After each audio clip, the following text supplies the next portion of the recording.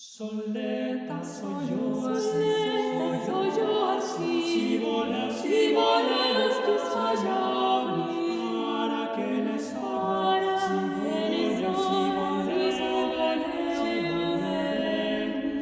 para que les ora, No hay historia sin testigos. Cascales, el licenciado Francisco Cascales, es el testigo de excepción de la Murcia del Siglo de Oro, a caballo entre los siglos XVI y XVII, un periodo de dinamismo y excepción que quedará reflejado en obras, espacios y personajes. Francisco Cascales nace en la ciudad de Murcia. ¿Cuándo? No es seguro. Hacia 1559 o 1560, dicen los que lo han estudiado. ¿Dónde? Su espacio familiar es la parroquia de Santa Catalina. ¿Y su familia? Los libros de la parroquia de Santa Catalina nos presentan a Luis de Ayllón, de estirpe judía, y a doña Leonor de Cascales, padres de 5 hijos. Pero no aparece el bautismo de Francisco, y él no habla de sus orígenes.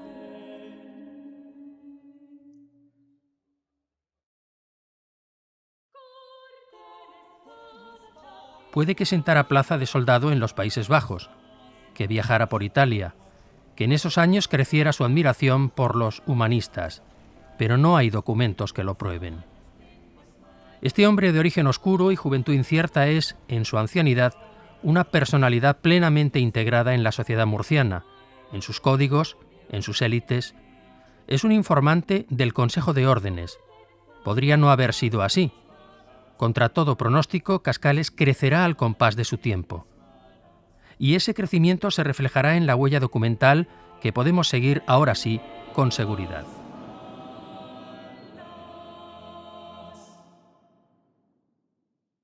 La madurez de Cascales transcurre en el periodo comprendido entre 2 episcopados importantes, los de Sancho Dávila, 1591-1599, y Fray Antonio Trejo, 1618-1635. Se traen a Murcia las reliquias de San Fulgencio y Santa Florentina. Se instala el órgano grande de la catedral. Don Ginés de Rocamora publica su Esfera del Universo y Robles Corbalán su Historia de la Cruz de Caravaca. Ginés Pérez de Hita nos deja su crónica de las luchas entre cegríes y abencerrajes. El Colegio de San Fulgencio se encuentra en plena actividad académica y docente. También se celebran los autos de fe que reflejan la alarmante división entre sotos y riquelmes, consecuencia del grave conflicto existente en la oligarquía y nobleza murciana durante la segunda mitad del siglo XVI.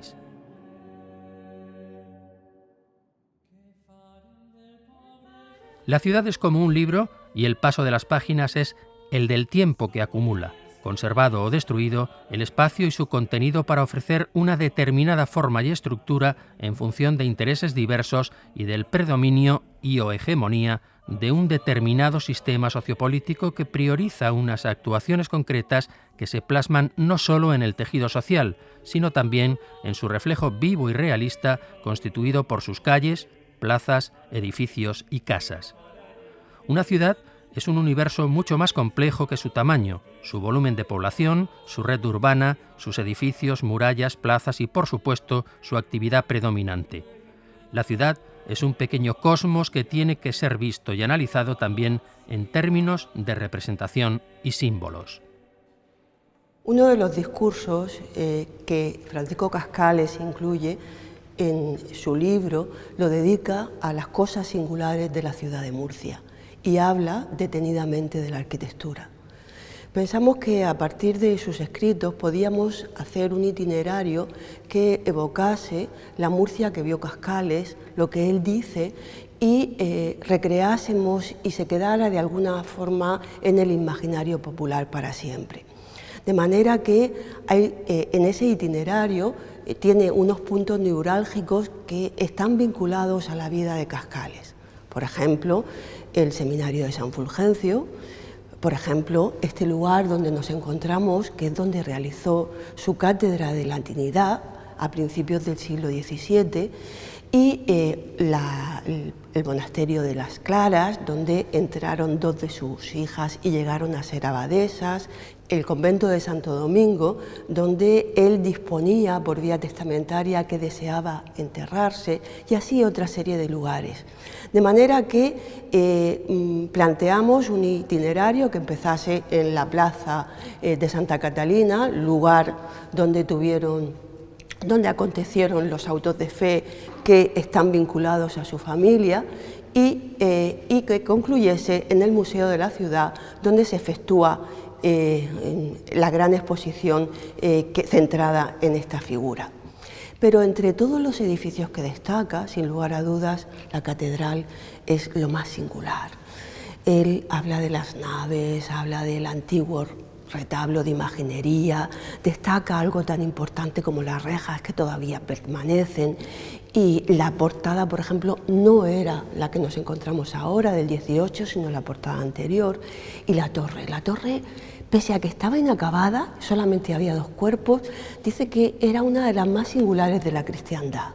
Destaca también el interior con la cajonería, y nos va un poco a través de sus ojos, pues vamos recorriendo la ciudad. O habla de Trejo en relación a la capilla tan importante de la Inmaculada, y también hay una mención a las mujeres que con su hacienda la dejaron para fundar una serie de conventos femeninos en la ciudad de Murcia.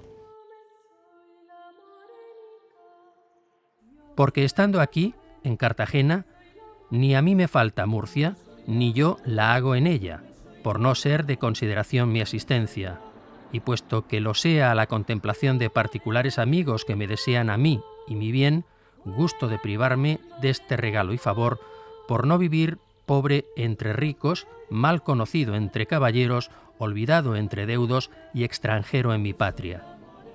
Francisco Cascales residió en Cartagena desde 1597 a 1601. Fueron aproximadamente 4 años intensos laboralmente y en donde pudo obtener recursos económicos que le proporcionaron estabilidad personal y por lo que siempre estuvo agradecido a esta ciudad y a su concejo. La Cartagena que vivió Cascales iniciaba uno de sus mejores momentos tras una etapa medieval no muy luminosa. En el siglo XVI se convierte en pilar fundamental de la corona, la reina Isabel acaba con el señorío de los Fajardo y la convierte en el puerto militar de Castilla en el Mediterráneo. Con ello se creó toda una coyuntura económica que condujo a un gran desarrollo de la ciudad conocida como la Cartagena de los Austrias, fomento de su población, comercio y fortificaciones. La relación que tiene el licenciado Cascales con Cartagena es corta pero muy intensa. Durante los años 1597 al año 1601, el licenciado Cascales vivirá y trabajará en nuestra ciudad de Cartagena, y lo hará en sitios como este, en el que nos encontramos, las Casas del Rey. Aquí el licenciado Cascales obtendrá la plaza de profesor de gramática de latinidad, una plaza y una profesión que se le negó en principio en su ciudad natal de Murcia, pero aquí encontraría los recursos económicos suficientes como para poder desarrollar este trabajo. Una Cartagena que en aquellos momentos está en un momento álgido de esplendor. Es una ciudad en la que se ha convertido en proveeduría general de la Armada de Galeras de España. Es una ciudad en donde se concentran grandes fuerzas militares de camino hacia el camino español, en los Flandes. Una ciudad en donde convergen personajes tan importantes como Juan de Austria, Miguel de Cervantes, Francisco de Quevedo y el propio licenciado Cascales, que será en agradecimiento a todas estas posibilidades que se le ofrecen en esta ciudad, pues hacer un libro, un importante libro sobre el discurso sobre la ciudad de Cartagena, en el cual en ese libro lo que hace es desarrollar la primera historia de manera genérica que se hace sobre esta ciudad, traduciendo las fuentes clásicas de Polibio, de Plinio, de otros autores clásicos, que transcribirá de una manera perfecta el licenciado Cascales a través de ese discurso sobre la ciudad de Cartagena. El Ayuntamiento de Cartagena le va a pagar con 30.000 maravedíes al año ese trabajo. Solamente dar un dato, el que sustituya al licenciado Cascales solamente cobraría 3.000 maravedíes, con lo cual él estaba muy agradecido a esa oportunidad y a ese dinero que le da el ayuntamiento, y por eso escribe esta obra de los discursos sobre la ciudad de Cartagena, en el cual va desarrollando todo lo que se decía en las fuentes clásicas y también va explicando la Cartagena del año 1600 en la que él vive, y explica por supuesto cómo eran las casas del rey, una Babilonia que era una especie de concentración de muchísima gente, de muchísimo trasiego de militares que venían hacia el camino de España, hacia el camino de Flandes, y bueno, y en toda esa información es la que va a plasmar el licenciado Cascales en su obra El discurso sobre la ciudad de Cartagena. A Cascales le gustaba mucho el teatro, le gustaba mucho la comedia, y aquí en Cartagena encontraría todo ese tipo de actividad, y también sobre todo lo que más le gustaba de la ciudad de Cartagena era el mar, el puerto. Él siempre, a través de su obra posterior, va a hacer referencia a las bondades y a la belleza que tenía la bahía y el puerto de Cartagena.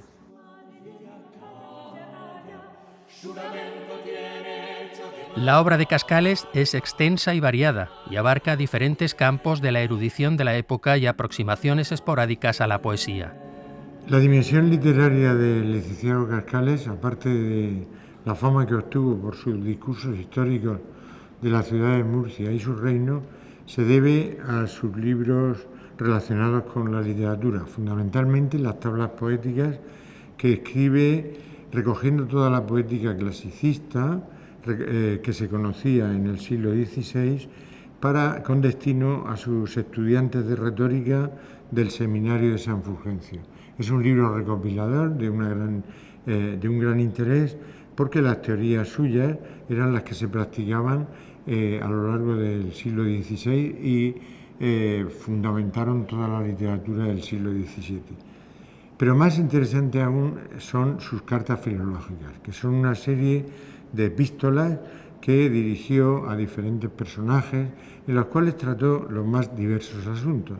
Entre ellos, algunos tan destacados como sus reflexiones sobre don Luis de Góngora y Argote, al que denominó príncipe de la luz, príncipe de las tinieblas, y consiguió que la fama de Góngora se perdiera hasta el año 1927, hasta el tercer centenario. Hay otros muchos asuntos en las cartas filológicas, como el famoso y célebre de los capones cantores, pero también su dimensión como poeta es interesante.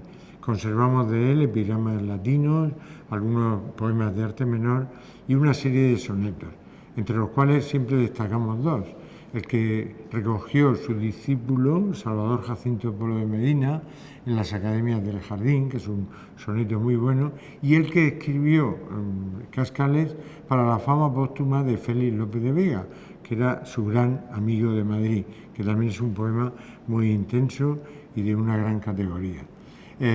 Cascales estaba muy relacionado, Saavedra Fajardo fue su protector al principio de su carrera, y Salvador Jacinto Polo de Medina fue su discípulo y fue el que le sucedió también en las enseñanzas en el Colegio Seminario de San Fulgencio. Es decir, todo un hombre de letras con un gran prestigio local y nacional. Cascales muere en 1642. Su herencia es una mirada de poeta, de filólogo, de humanista, de historiador, y la influencia que a través de sus obras ejerció en las ciudades en que habitó, compartiendo con sus gentes la vida cotidiana en calles, iglesias, plazas o fiestas. Desde su publicación en 1621, cada siglo ha tenido su reedición de los discursos históricos.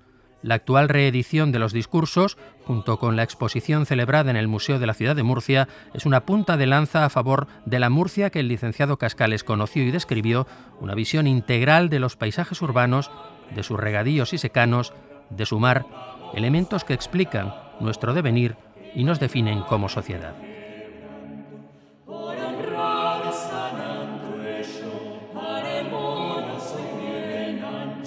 Embutamos estos panchos, recalquemos en ellos, que costumbres este consejo, que todos hoy nos hartemos, que mañana ayunaremos, honremos a tan buen santo, porque en hambre nos acorra, por honrar a San Antuello, harémonos hoy bien anchos, embutamos estos panchos, recalquemos en ellos, que costumbres este consejo, que todos hoy nos hartemos, que mañana ayunaremos, honremos a tan buen santo, porque el hambre nos acorra, comamos a tanta porra, que mañana hay que quebranto, comamos, bebamos tanto, hasta que nos reventemos, que mañana